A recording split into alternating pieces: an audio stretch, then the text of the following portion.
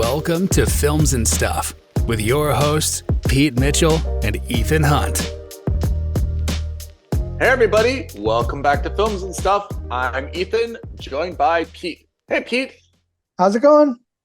Everything is great, and today is one of our patent pending episodes where we just talk about what we're watching. We throw it all on the table, try to sort it out. In fact, you put me on to two different shows, both of which I have enjoyed thoroughly. So this started from our weekly stream and skip segment where I was assigned big door prize. And then I can't remember what type of rabbit hole I went down, and I came across an amazing show on AMC. And I'll tell you, it's a must subscribe because I've already subscribed. It's AMC Plus. It's called Halt and Catch Fire, which when you just hear the title, you probably think it's going to be like a cop show or like a private investigator show, right? But it's not. It is about computer or personal computer development in the 1980s. And apparently Halt and Catch Fire was a computer command that was used. I'm not sure why. This is the name of the show. It's on AMC Plus. And I think there's already 3 seasons of it. Am I right? 4 seasons. 4 seasons? I've binged almost the entire first season. I am absolutely loving it. And I was thrilled to find out that there's 3 more seasons now. It stars Lee Pace and Scoot McNairy, Mackenzie Davis, and a very, very lovely Carrie Bechet. How do you like this show? Because I told you about it. Are you as fascinated with it as I am? I absolutely loved it. I finished the first season after you told me about it. I couldn't stop watching.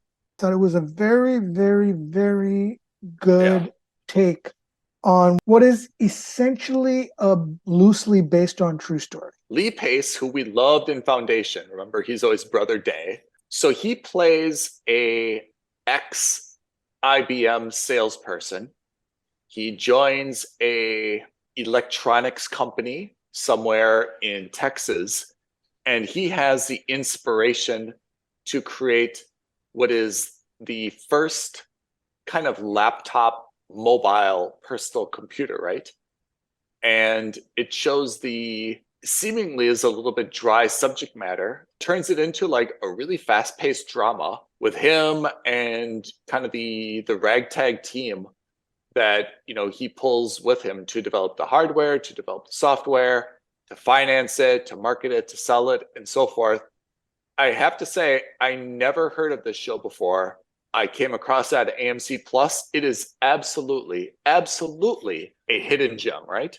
I think what they've done is they've taken the true story, like 2 or 3 different true stories, and picked bits and pieces from real history and melded it into this fictionalized version of history. I mean, I'm sure there's something very similar about like Dell computers. I mean, we've seen some Apple computer movies. I don't know if you've ever seen anything on Microsoft specifically in the development of Windows, but yeah, I mean, it's things that we've kind of seen. So it does seem to be combining a few strands of history, but I thought it was like really fantastic. I'm absolutely in probably for seasons 2, 3, and 4. Did you finish season 1? Or you moved on to season 2 yet? Or are you still on? I finished season 1 and I was like halfway through the first episode of season 2. It is fantastic. We both rate it as a must subscribe. So if anyone's looking for something new, check it out. Halt and Catch Fire on AMC Plus. Yeah. Again, think of it as almost like a biopic / alternate history. Mm-hmm. It's very eclectic. It borrows from a lot of different sources. Even if the story itself isn't true to life, the overall story is very similar to what we saw in the real world. I think maybe the story is a little bit fictitious, but I think the stakes are very real, right? Which is back in the day, developing a personal computer from scratch was really difficult. And I think this puts that into perspective. And the urgency to get to market first with something that works is priced competitively. I mean, this was a really hard thing to do in the past. It's not like putting together an app. It's not like building, something, that doesn't have a lot of different components and dependencies. This was something really, really difficult at the time. It makes me also think about AMC Plus, right? AMC has, I guess, for years been turning out like super high quality shows, right? You think of Mad Men on AMC, Mm-hmm. right? Breaking Breaking Bad on AMC. I mean, AMC is fantastic when you think about some of those hits, right? But they're also, I mean, I'm paying whatever it is now per month so that I can continue and watch *Halt and Catch Fire*. But I have to say, is there a reason that AMC is not more widely available? Is there a deal that they should be doing with someone else to kind of like get on a platform? So I think AMC has done deals internationally. I Yeah. think AMC is tied up with Amazon in the UK. So if you've got an Amazon Prime subscription, you can pay a supplement of whatever it is, $5 a month extra, whatever it is, or £5 a month, and Okay. you'll get access to AMC Plus. I hesitate to ask for more of AMC because it's a very small platform compared to others. Yeah. And I mean, *Halt and Catch Fire* was between 2014 and 2017. That's it.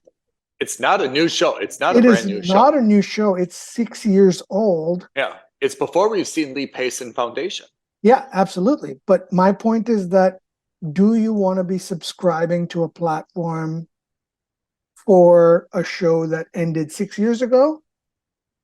Probably not. But again, that is not how we score shows. That we do it purely on the basis Yeah. of on the show individually. And then Yeah. collectively, I mean, who knows if by the end of the year we see another 5 shows on AMC and they're all must subscribes, then you know that, hey, you know what? Even if these shows are old, the platform itself is still worthy of it. Can I interrupt you and say something though? Yeah. To be fair, and I have to say, very few things in life are actually fair. But AMC, as I recall it, I'm paying on a month-to-month basis. I think it's $8.99, $9 a month, right? Let's say if I really needed to, I could probably watch all 3-4 seasons in a month, right? And I'd just hermit up in my house and you'd never hear from me, and I'd finish it in a month. Realistically, this is probably a 2 or 3 month endeavor. If you multiply 9 by 3 months, $27, that's the price of a ticket to a cinema. I mean, it's not really that bad when you think about, for 3 months, I'm getting to watch 4 seasons. That's actually a pretty modest price. Yeah, absolutely. So I have to say, I actually don't feel so bad. If they were demanding a 12-month subscription, then I'd be like, whoa, do I want that just for one show that's like a few years old?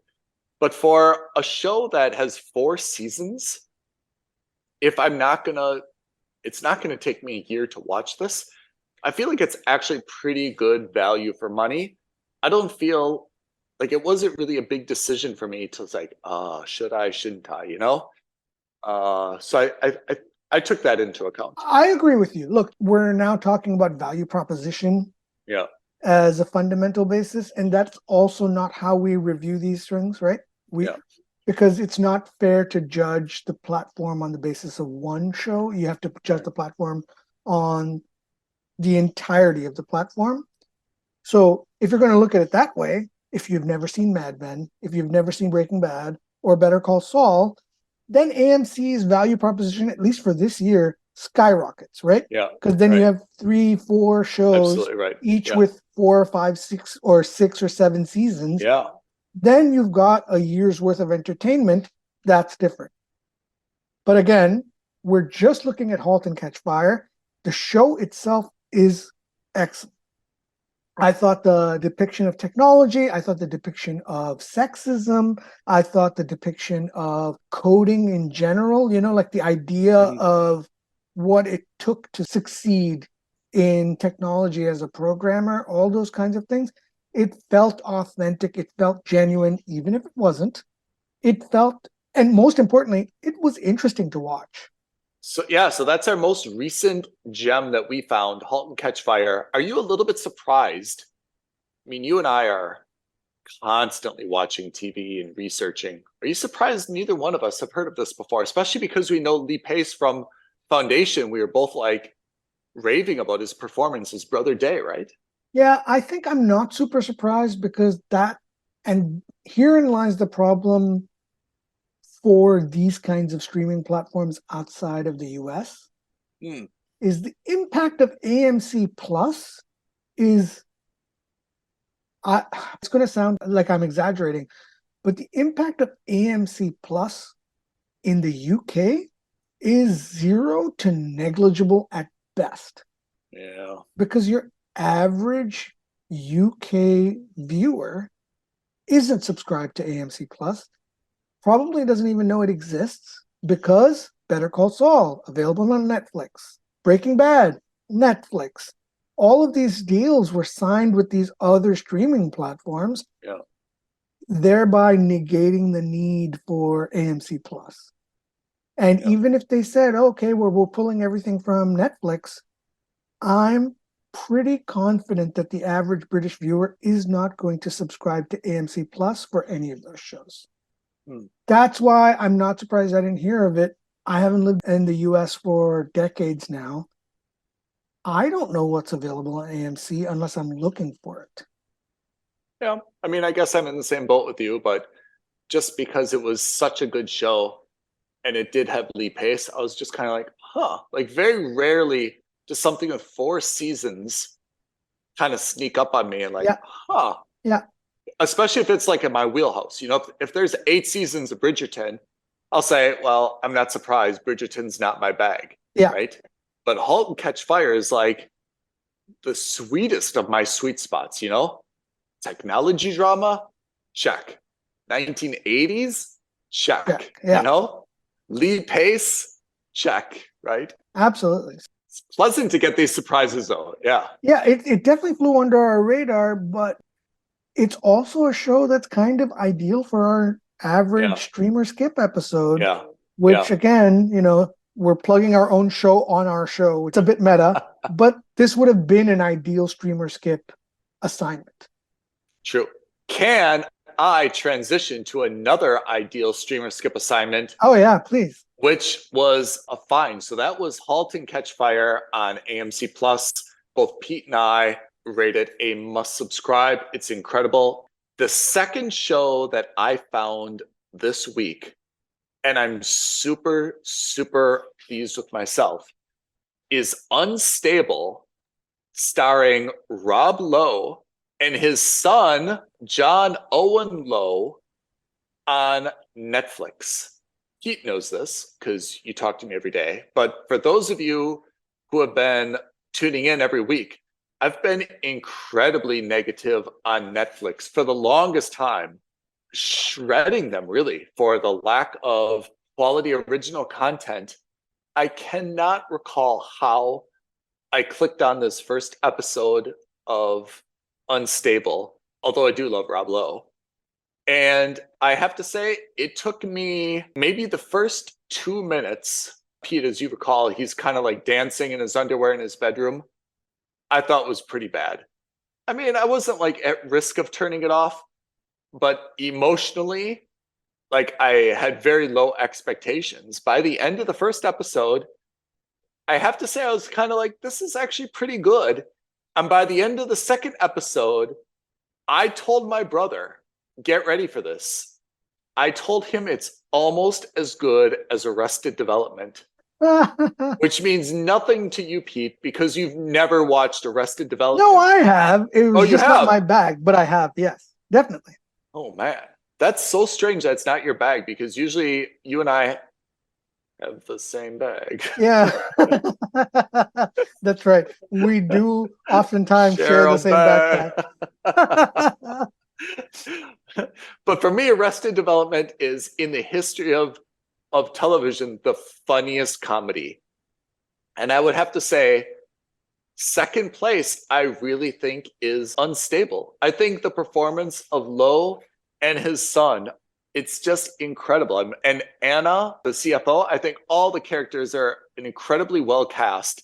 And I'm really surprised that Netflix has such a well written, funny, witty, mostly non vulgar comedy on its hands. I think it's just been exceptional. I also give it a must subscribe. And I've actually looked at the actress who plays Anna, who's their chief financial officer. And I want to go back and watch some of the other stuff that she's been in because I think that her character is super, super funny. Rob Lowe, I always knew was kind of funny. And I think he plays his character very well. But I thought that Anna character is funny. I think that Lowe's son is actually pretty talented and gifted. And he plays, I don't know if you read the story. Did you know how this show was created? No. His son, John Owen, was basically complaining to people around him, his support group, saying, like, am I ever going to get out of my dad's shadow? You know, my dad is like such an iconic Brat Pack member, actor. Like, am I always just going to be the guy who's Rob Lowe's son? And they're like, look, stop trying to escape his shadow, lean into it, create your own show and talk about, you know, the challenges of being like outshined by your father. So he actually took the initiative and got some, I don't think he's a writer, but it was his inspiration. And he got the group together to write about it. And he leans into the idea that, you know, my dad's got this huge gravitational pull and, you know, I'm just trying to kind of make my own way. And I admire him, but at the same time, it's like super frustrating. So I think it's the chemistry that you see and the issues that you see are legitimate issues between them. I really enjoyed it. I thought it was much funnier as the season went on. Yeah. It grew on me. I think it took me a little bit longer than it did for you, but slow burn. It's a slow burn for you. It is a bit of a slow burn. I like the supporting cast more than I like Rob Lowe and his son's characters. Yeah. I thought that Rob Lowe plays a slightly different but very similar version of his character from Parks and Rec. Oh. That's why I was a little bit weirded out. Very good looking in both. They acknowledge that they're very good looking in both series, not self-aware at all in both, and both very, not just passionate, but very single-minded in what their goals are. And then they go out and do it. Everyone else be damned. I never watched Parks and Rec. Should I be watching that? So how you feel about Arrested Development as being one of the best comedies ever? Yeah. I would argue and say that probably Parks and Rec and 30 Rock are that for me. Okay. Really, really good. And knowing our senses of humor, I wouldn't be terribly surprised if you watched it and thought, it was fine. It was just not my bag. This is with Nick Offerman, right? Yes. Yeah. I've never watched it like seasons, but I've seen like some clips and stuff. Yes, you're right. I would absolutely love that. I think it's probably a little less funny than Arrested Development is for you. I'm just trying to think of the way you think of it. But in terms of that awkwardness, in terms of that stare into the camera, what the hell, am I the only one who's seeing this kind of situation? Mm-hmm. I think Parks and Rec does a good job of that as well. Oh, man. Yeah, I would love that. I imagine that you would enjoy it, but I wouldn't be altogether surprised if you said that that was just a mooch for you versus a must subscribe. No, I've seen a little bit of it. I really like the Nick Offerman character. Yeah. I know that. Yeah. Yeah. I think and really it's funny because it's one of the few shows that actually gets better the longer it goes. Yeah. It ages very well. I think this show just got better and better every season. Yeah. I mean, that's what happens when you start strong and you get that runway to really do character development. Yeah. Then the quirks of the characters can really come out and you can have these long standing running jokes, right? And that's one of the things I love about Arrested Development is that they bring back old jokes. I don't want to say like they recycle the jokes, but they great work callbacks. They have the callbacks and they work in themes in really, really hilarious ways. And if you start strong with the first good few episodes and you can get renewed, then you've got that runway. When you start badly and a little bit slow, it's really hard to get that fabric woven properly because you're dancing, right? At that point, you're Yeah. dancing with the network to try to stay on the air. Unfairly, that's kind of what happened with Community. If you ever watched Community, which, by the way, I would also argue is one of the strongest comedies I've ever seen on TV. But Community was always plagued by the network kind of being like, you're not doing the better numbers, et cetera. So there was always like this threat of cancellation that loomed over them. But despite that, Community produced some of the best comedic episodes I've ever seen. Really? Yeah.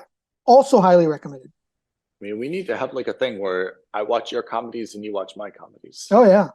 I've never watched Community, though. I would argue you might like it slightly better than Parks and Rec because the humor is slightly more adult, slightly more skewed towards Arrested Development. Never watched this. Very smart humor, very good.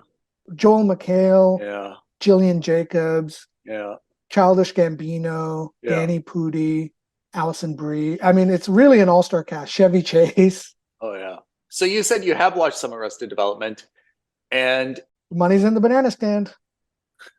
The money's in the banana stand. The cornholer. Yeah.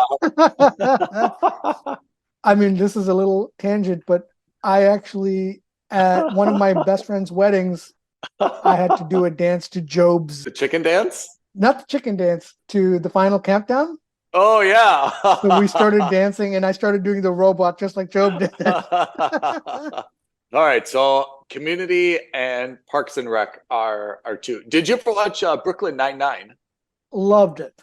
Yeah, Brooklyn Nine-Nine is funny, right? Yeah, so if you like that, if you like Brooklyn Nine-Nine, you actually also might like 30 Rock. Yeah, so that's Halt and Catch Fire. That is unstable. Yeah. But now, Pete, we need to get down to business, right? No more fun and games. Uh-oh. Mandalorian, new episode dropped. Where are we on this now? I feel like Mandalorian is always finding good ways to surprise and keep me engaged, even though I keep kind of doubting it and wondering where else the story can go from here. I really give them a lot of credit for like coming up with new plot twists and keeping me engaged. How do you feel? I'm not terribly surprised by where they've gone with this. That's not me trying to big myself up. I think that's just a logical conclusion based on what we've talked about in the past. Yeah. Disney has always wanted to make their universe and try to expand it with as many side shows and spin-offs as they can. Yeah. So coincidentally enough, yesterday the teaser trailer for Ahsoka dropped. There's a lot going on. Jude Law's got a show on with them on the Star Wars universe. I think his is called Skeleton Crew. But they also lost a few over the last couple seasons. And one of the ones that people were looking forward to that they lost was Rangers of the Republic, because of the controversy that happened with Gina Carano. Yeah. As soon as we saw Bo-Katan last season, you and I both predicted that she would not just reprise her role, but potentially take a spin-off. Yeah. And I think this season is basically the launch pad for her own spin-off. Yeah. Because, first of all, Katie Sackhoff, awesome. Great actor, super you definitely pretty. You definitely have a public crush on Katie Sackhoff. 100%. She's great. And deservedly so. It's not just that she's gorgeous. She's excellent as Bo-Katan. She's really good in that role. She is. She did the voice acting in the cartoons. She's doing a great show in the live action. She's very physically qualified. Like, her action sequences are pretty stellar. Yeah. She's more than capable. This season has kind of shown us, we were always wondering, how are they going to resolve this Darksaber issue? How are they going to resolve this Mandalore? Oh, so clever though, huh? I mean, maybe not the most clever, but I like that they've done it just because that's a weight off of our minds now. Yeah, I agree. I mean, spoiler alert, she's got the Darksaber now. Yep. She's got her crew back. She's got her fleet back, who abandoned her between season 2 and 3. So now we can kind of focus on the Mandalorian retaking Mandalore this season. I don't think it's going to happen this season because I think we've only got 2 more episodes left. And I'm not saying it's impossible, but I think there's a lot It's of. too fast. It's too fast. I think it would be No too need to fast. compress it. Yeah. I imagine they will probably extend it out into the next season. Mhm. But again, I wouldn't be surprised if they do it by the end of this season and kind of start building up a colony or an outpost there and restarting Mandalorian civilization, as it were. I imagine then what they'll do is the Mandalore story will continue with Bo-Katan on her own show, Mhm. and then Din Djarin's story with Grogu will continue on his own show. I have no sense of where he's going with Grogu after this. Do you? It's questionable. Every season, there's been kind of like let's say, a defined story arc and goal, but I don't know what that's going to be for the Mandalorian in this case. I just don't know. After they take back Mandalore, which I'm sure they will, Yeah. I don't know where they go next. I mean, do they really need to take back Mandalore, or they just need to inhabit Mandalore? Obviously, they need to inhabit it, but they take back as in like reclaim it, Yeah. not just in terms of from the wildlife, Yeah. but also reclaim it in that sense, like what we saw them do It very needs to be like masterfully. formally recognized. Exactly. And I think they did that masterfully in this Yeah. episode. Jack Black. And it was just a very throwaway Yeah. line by Lizzo Yeah. and Jack Black. Yeah. But the idea is you help us out. Oh, that's Lizzo? Yeah, Huh. I'm pretty sure at least. And the idea is that, hey, if you help us out, we will formally recognize you and bring it Yeah. up at the Senate. That's no small thing. Yeah. Yeah, because it's not enough to just take back the planet. Eventually, you'll want to build up the reputation of that planet once again. I thought Jack Black was really nice. It was nice to see him in this episode. Yeah, huh? it's always, I mean, Jack Black is one of those guys who's kind of like loved by all. I don't think there's Yeah. anyone who has a bad thing to say about Jack Right. Black. It was really nice to see him in that episode. Grogu did a little bit of his Grogu stuff, but Of course. it was nice that they also didn't like pander to him too much. I Yeah. think that's really the line that they want to walk, where they show minimum facial expressions. Like I thought, like on the Hyperloop, they were going to show him like get thrown back in his seat or something, and they refrained from that, and I was really pleased. They showed him playing like this bocce ball thing a little bit, and I thought that Yeah. was it. Don't Just enough. overexpose him. I'm really enjoying The Mandalorian, though. I have to say, 2 more episodes for me. The penultimate episode of a season is always, I won't say the most important, but it usually is the one where everything starts to come into focus. It's the highest stakes, definitely. Yeah, because the last one, what they're going to have to deal with, and it's going to kind of like spill over until the next season, right? But it's the second to last episode where like the big thing comes up, and now what they're going to have to deal with head on. So I kind of look forward to the second to last episode the most, so that I have a sense of where things are going, and that's really exciting, I think, in Mandalorian. Yeah, I imagine they're setting it up for some kind of crazy ass battle on Mandalore. Well, Moff Gideon is somehow coming back. That's exactly right. Marginalized in this last episode, right? Yes. It wasn't addressed whatsoever, I don't think. Moff Gideon's coming back, and remember they found Beskar on the escape craft. Yeah. So there's some link to potentially a Mandalorian helping him escape. We don't know. That was so weak, though. That's probably going to come into play in this next episode. Yeah. Setting it up for some kind of final battle with the remnants of the Empire. Yeah. In episode 8. Or that's going to come into play next season. I thought that was just so weak, though. Okay, they find an abandoned craft. They send in like a drone to examine it. And then the guy's like, oh, wait, I see something shiny on the wall. Oh, it's a piece of Beskar steel. I mean, like the whole thing was just a little bit too contrived. It really isn't a conclusion that you can draw. I mean, there's a lot of other conclusions you can draw from this other than, oh, a Mandalorian must have helped him escape, right? Like, or maybe it's a plant. Maybe exactly. Because that's the kind of thing Gideon would do, is plant something like that to implicate the Mandalorians, and then the Mandalorians have to now fight the New Republic. Yeah. And that becomes a problem. I just thought the whole thing was too that's bad storytelling, in my opinion. You know, like it was just too tidy in terms of how they Too just kind of early to like, tell. I think that if yeah, it's a plant, I think that's brilliant. If it's, a Mandalorian is helping them out, then it becomes kind of like a pseudo civil war within the Mandalorians, and that becomes contrived. yeah, Because I like the idea that right now the armor has basically said that it's your job, Bo-Katan, to unite all the different clans. I yeah. loved it. I I just agree. thought that was brilliant because Yep. it goes past this idea of a civil war, because the civil war already happened, so we don't need to Yeah. relitigate. And the idea was always, the prophecy always was that she was going to unite them all.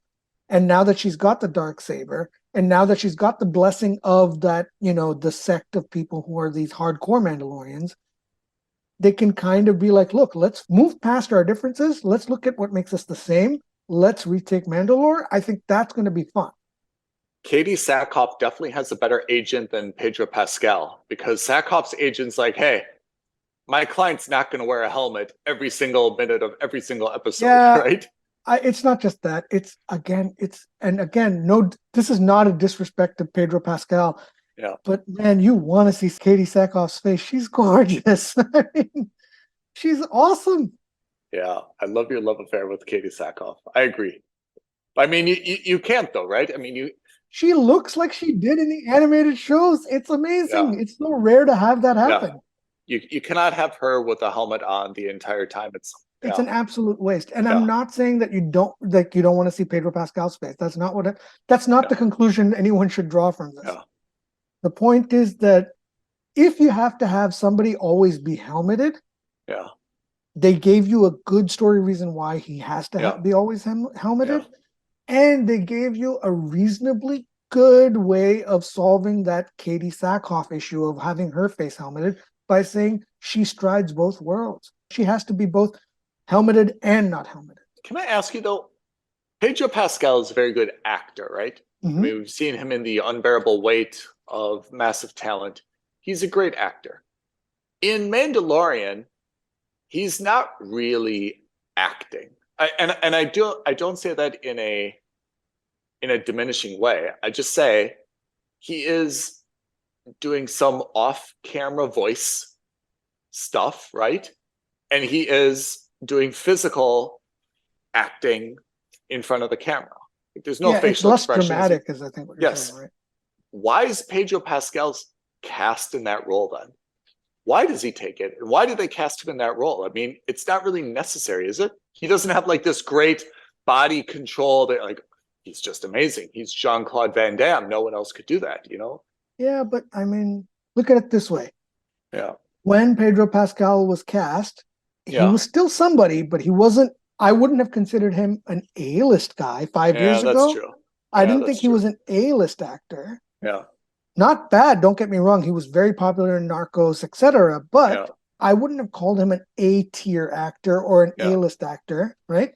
Even if he were, what human being in Hollywood or even outside of Hollywood wouldn't want to potentially be an iconic Star Wars character on the same level as Boba Fett, if not further, or as any of the androids, or as Yeah. Luke, or as Leia? Look, for me, the A tier is always going to be Han, Chewie, Luke, Darth Vader, those guys. Right. The next tier, it's him. I have to say, you pitch it very well. I mean, I hope you were in that casting meeting where he was like, I mean, because we heard the stories about like Predator, right? Where Jean-Claude Van Right. Damme was Predator. And he's like, forget this. Yeah. Like, I'm not going to be something where you can't see my head Yeah. or my face, right? He's Yeah. like, I quit. And I feel like Pedro Pascal could have kind of done the same thing, which is, like I'll take the role, but like I want my helmet off at least Yeah. sometimes. And like, nope, you got to keep it on except for once. And he is going to walk away. I feel like the pitch that you gave would have saved the day, but absent a pitch like that, I could have understood him saying like, nah, like. Yeah, I think it comes down to the fact that, like, if you looked at, I don't know, who's an A-list star, I'm talking completely out of my butt, Tom Cruise. If they went to Tom Cruise and said, we want you to be the Mandalorian, but here's the catch, your beautiful face and that Yeah. 100,000 watt smile of yours is going to be hidden behind a helmet for 23 out of the 24 episodes that we've seen so far. Tom Cruise would be like, listen, guys, I love Star Wars, but my face and my smile is the moneymaker. So if I'm not going to get to show my face, I don't need you. Pedro Pascal, I mean, he's not Tom Cruise. Again, as much as I love him, he's not a Tom Cruise. He's not an S tier actor. Yeah. I really, really believe that he gambled on himself and he worked, right? He has created what is effectively one of the most, I would say, iconic Star Wars characters. I mean, absolutely. Apart from, as you mentioned, the original cast all the way back from A New Hope. Yeah. I would say that they're the S tier. Yeah. Right. And then in the A tier, you're probably looking at someone like Qui-Gon. You're probably looking at, Anakin, Qui-Gon, right? Because I think Ewan McGregor has become part of the S tier with his Obi-Wan. But I think, I think you're looking at, I wouldn't even call Boba Fett in that range now, especially after his. We need a standalone episode. We should do that. Ranking. Can we agree on 1 and 2? 1 has to be Luke, 2 has to be Solo. Would you agree on those 2? Yeah, but man, where's Darth Vader? Or Vader, yeah. I would say Vader over Solo. It would go Luke, Vader, Solo? Yeah, I might actually even go Vader, Luke, Solo. And by the way, Luke from Return of Jedi, not Luke from A New Hope. Yeah, like a fully formed Luke Jedi. So even, this is absolutely an episode because first we'd have to define the different characters. Yeah. We'd have to define the criteria as well. Yeah. Like, is it the most famous, or is it, because if it's fame, I agree, it's Vader. If it's impactful, right? I mean, we'd have to think about like iconic versus impactful versus like worldwide known, right? Yeah, we should do that as an episode because there's going to be a lot of arguments back and forth. Especially after you get to, I think 1 and 2 are maybe up for debate. 3 seems Solo. And then you're going to have a real battle. And you also have to say, like, do droids count? Of course they do. Is R2, okay. So, I mean, is R2-D2 then above Leia, for example?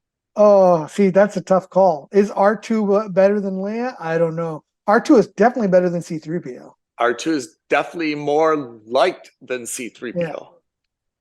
Yeah. Just in terms of liked, yes. Yeah. But is this about like, or this is about like consequential to the franchise? I think we have to look at the overall. I think we just look at it as the overall, what's the most important ranking. And again, by important, I mean best ranking. Yeah.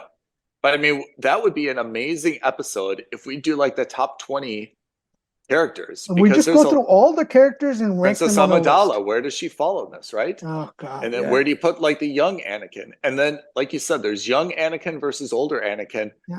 Vader. And then Darth Vader. Yeah. Is that all the same person? No, I would put them as 3 different people.